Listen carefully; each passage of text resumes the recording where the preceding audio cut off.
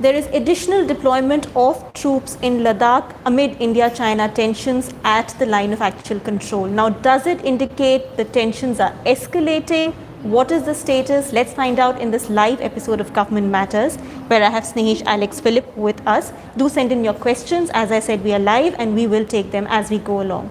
So Snehesh, let's get to the chase, let's cut the chase and get to the question. Does it show the tensions between India and China at the LAC are rising? Well, so what we have reported today is the fact that at least nearly two division strength level number of soldiers have been, moved to Ladakh. This also includes elements of the artillery unit. Remember that the 14 Corps that looks after Ladakh is already has enough number of people. Right. But the deployment, the need for extra deployment in Ladakh is felt because of the build-up that is there by China on its side of the LAC. And deployment of soldiers is also not very easy. Remember that the areas that we are talking about, is over 14,000 feet. Right. There are areas which are much higher than that.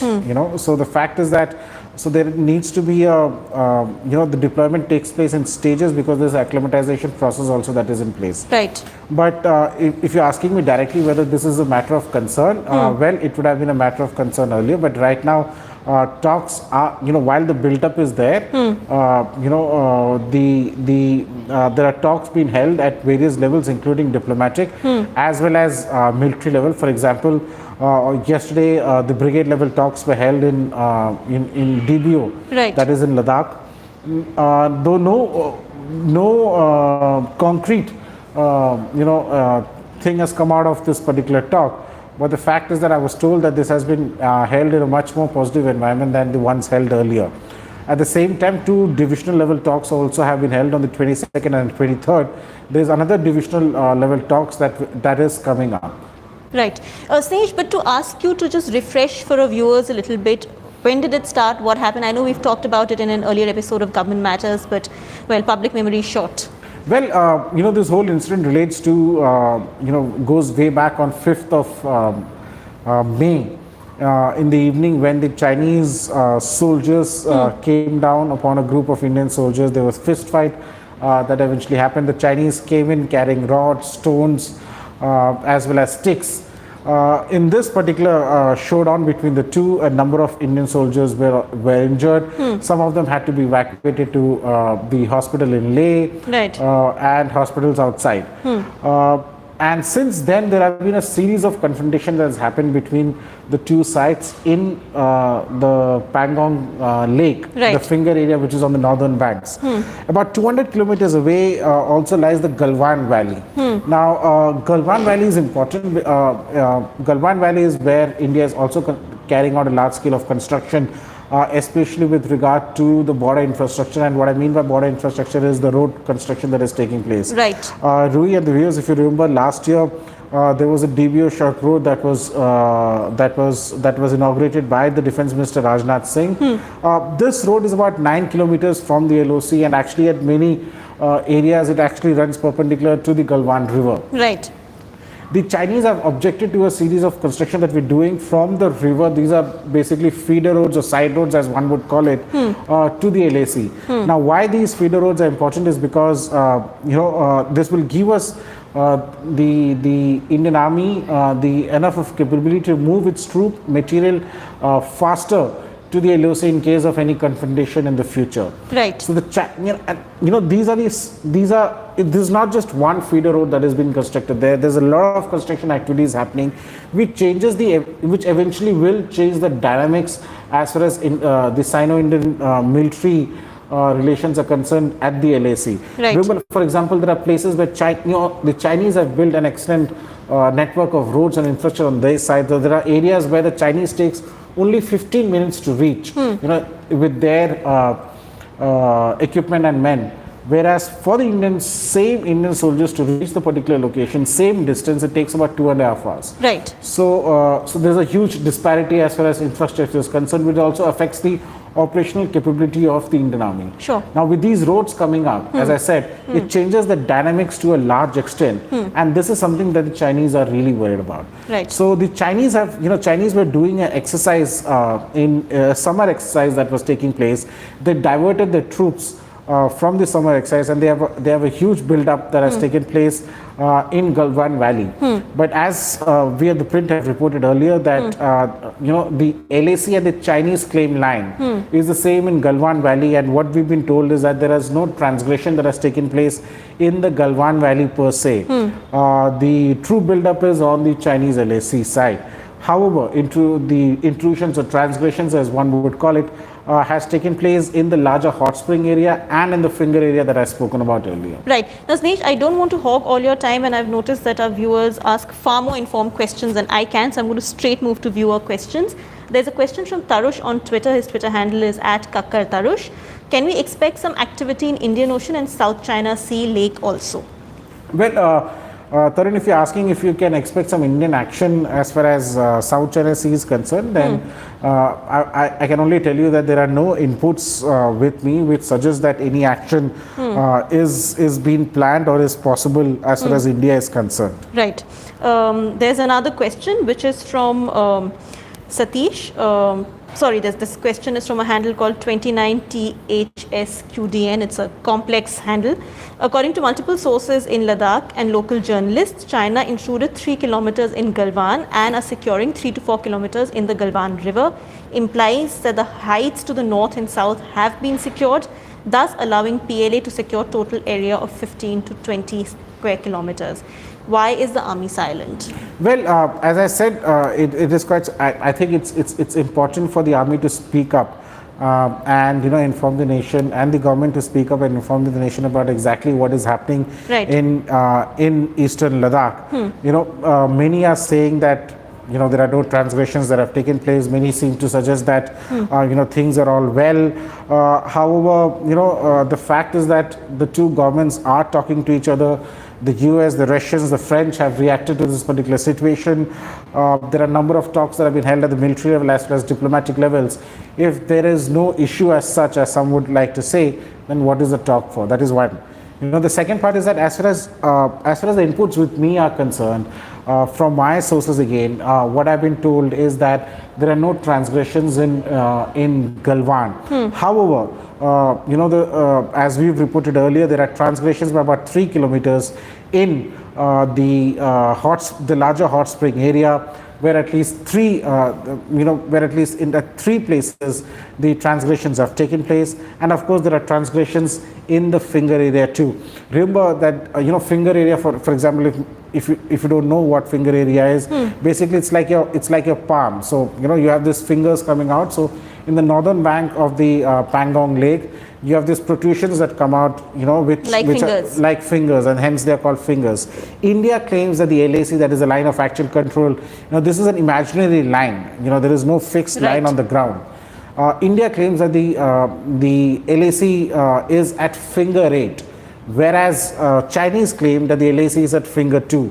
So what has happened interesting is that in 1999, when the Kargil battle was being fought, India had to move soldiers away from this particular location to obviously where the battle was being fought with Pakistan. At this particular juncture, the Chinese came in and built a semi-motorable road kind of a structure near finger 5, from finger 6 to 5. However, what has happened this time is that the Chinese have actually come in and stopped a road construction activity that India was planning to undertake. Some parts of the road were already laid. These are all where the roads that have been planned, which which enables the soldiers to move from finger 2 to upwards. So the Chinese have come in and have stopped the movement.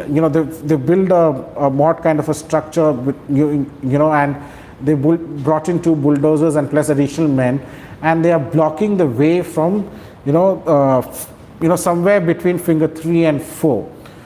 So that is the situation as far as the sources are saying. And remember that these sources are from the armed forces itself. So right. Yeah. Vijay Rathi, has any additional army been sent from other parts of India, or is it the army within Ladakh that has been adjusted? Well, as I said, the Ladakh has a large number of, the soldiers on ground. They even have the armored brigade with them. However, at this point of time, because as I said, there is, the deployment also depends on a lot of factors, including acclimatization. People in reserve have been brought to the front. However, those reserves have to be filled. So yes, as the story on the print says, that additional troops, men and material have been sent to Ladakh. Many of them have actually been acclimatized and have been deployed in forward locations. Right. KB Jain, which country, whether India or China, is interested in settling the border dispute? If neither, then why? Well, a bit of an existential question, this why is. Well, yeah, but to give a very straight answer, I think it is in India's interest that the border is settled between India and China. It is in China's interest that the border is not settled, because it keeps India on tenterhooks. Right. Dipesh Kaji, is in the Indian Army transferring troops from Kashmir? Will it not dilute the fight against militants? Well, I'm not really sure whether, from the inputs, I have not named the particular brigades that the movement has taken from, but I can tell you that the information that I have does not match with the fact that people from the valley have been moved to Ladakh. Right. Has the ITBP come under the operational control of the army? This is again a question from Dipesh Kaji. Well, the ITBP is not under the operational control of the army. The ITBP comes under it's a Indo-Tibetan Border Police. It's considered, it's a CAPF, that is the Central Armed Police Force. It works under the Home Ministry, but there are locations along the LOC in which the ITBP comes under the operational command of the army. Remember that the patrols that the Indians undertake, the patrol team consists of both army as well as ITBP personnel. So it's not that it's just the ITBP which is patrolling these locations, or it's just the army. It's a combination of both. Right. Snehesh, but where do you see this headed? I mean, is this standoff going to continue for a while? What is the thinking in the establishment? How do you diffuse the situation? Well, it's going to be nearly a month since this particular issue has erupted, and I think this standoff will continue for some more time. India is prepared for the long haul. As far as how this would be settled, I think we had done a story. There was a high-level meeting that was carried out by the government, which reviewed this entire situation, and the focus. So the PM himself present in the yes. meeting. And the focus was on amicable solution through talks. So yes, while military steps have been taken, more men, material have been brought in. There are artillery guns on both sides. There are armored columns on both sides. Additional men have also been pushed into Ladakh. The standoff continues. We have done mirror deployment, but however, the focus is to ensure that the matter is peacefully resolved. And if you see, there are statements that have come in from China too, the Chinese foreign ministry, as well as the Chinese ambassador in India, who've spoken about resolving differences through talks. However, as reported earlier, the army is awaiting these talks, these so-called words of resolution of issues, to actually convert into action on the ground. Right. So on the ground, the situation remains the same. There is, you call it a standoff, you call it a face-off, or whatever you want to call it, but at the end of the day, the situation on the ground remains the same. Right. I'll take one last viewer question before we close. It's from Shailesh Tripathi. Don't you think it's an upper hand for China, as their economy has resumed while the rest of the world is fighting corona? They can blackmail other countries, including India. So this is a question we got even the last time. It amounts to the same thing, whether one, is it to distract attention from the backlash it's getting on the COVID front? Is it when the rest of the world is occupied fighting corona that China is now doing this? It is wrong to assume that the Chinese economy is back on track. For example, while yes, they have opened up, there's a lot of demand for Chinese, medical equipment in terms of masks, in terms of PPE kits that have taken place, but you have seen a whole lot of controversy around it, where most of these systems actually failed, in many countries, and including in India. But at the same time, a number of factories are still shut. So there's not a demand that is there from the Chinese goods. And you would have also seen the fact that there are a number of factories countries are making a concerted effort But to it's a larger ensure. question about whether it's to divert attention from the backlash it's So getting yes, globally. so we did have a story. We spoke to a number of experts on this matter, both from India and abroad, who closely monitor the Chinese military moves and Chinese economy, and they are of the opinion that this is a message not just to the internal audience, because remember that the Congress, the Communist Party Congress, is currently going on in China. So this is a message not only for the internal audience to build up a nationalistic fervor, but also to the external audience also. So it's a combination of both, and you can't really pinpoint at one particular reason why the Chinese have done it. Right. So It's a combination of as I was factors. talking to a senior officer in the army, and he mentioned a very funny thing to me, and he said the Chinese work like the treatment, acupuncture treatment. So they press, let's say, in acupuncture, you press the leg, but the pain goes in the head. So the Chinese way of handling things is that you pin the leg so that the pain occurs on the shoulder or anywhere else. That's a fascinating analogy. On that note, Snehesh explaining the standoff between India and China in Ladakh. What does the additional troop deployment mean and where this is headed? Thank you so much for watching Government Matters and for sending in your questions. Don't forget to subscribe to our YouTube channel.